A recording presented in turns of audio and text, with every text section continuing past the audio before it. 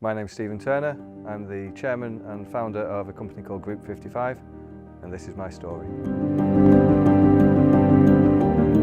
My story and the start of my life was quite challenging, unfortunately, and has left a mark, certainly, on who I am and who I am as a businessman. But as a 10-year-old, unfortunately, my parents split up, which saw me move from a fairly comfortable lifestyle, nothing too grand, but certainly comfortable, to living in the completely wrong end of town with absolutely no money, living in the middle house of a 5-house terrace and being the only white guy in town. So it was a complete reversal of the experiences that I'd had as a young child.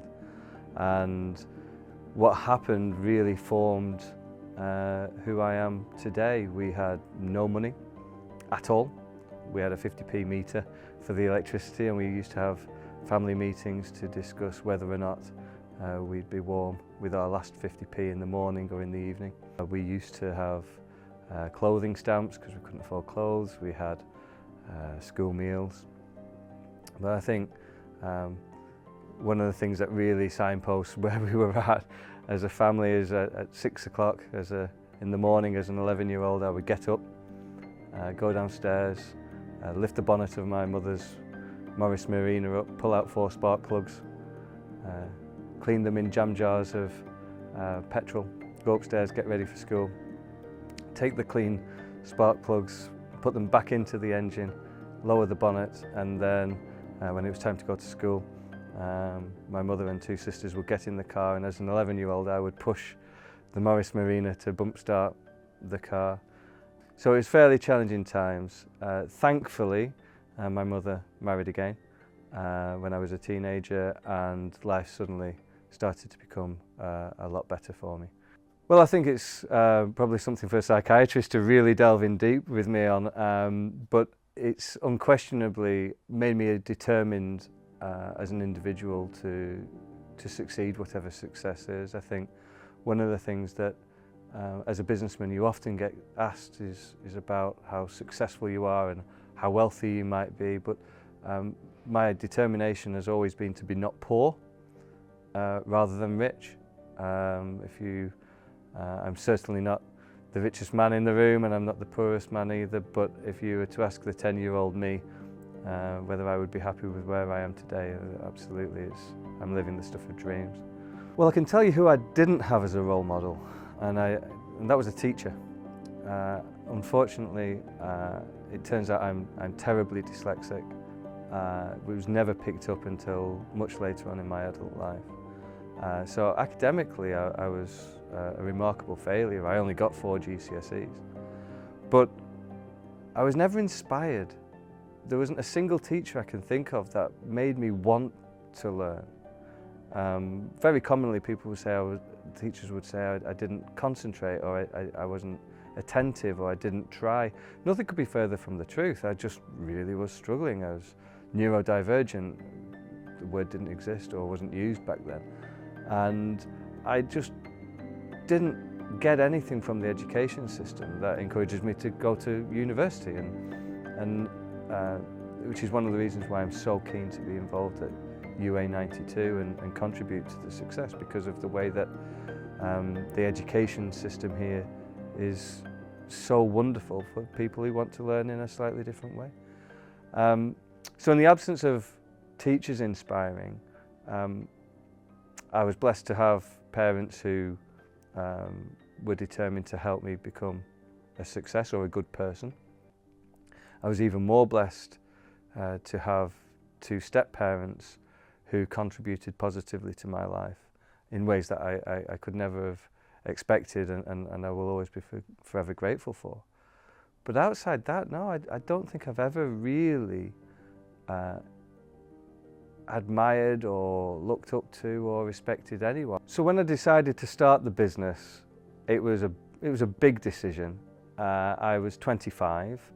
I had £700, not a lot of money then, and the whole reason for doing what I wanted to do and what it's led me to be was that From 18 to 25, I'd been in an adult world, and I was probably not very well prepared for it when I first went into to work. I was a boy in an adult world, but I was quite successful. But I still, as an employee, it didn't work for me. I wanted the freedom to be able to do my own thing, and it wasn't that I thought I knew better. It's just that I just wanted to have that freedom. That coincided with me reading an article in a newspaper about this thing called the internet and how it was going to change everything. It was going to change the way that people sold things or the way people bought things. What that meant was it was going to change branding, brand narratives, brand guidelines, distribution models, product ranges. It was going to change everything that I was involved with, sales, marketing and branding.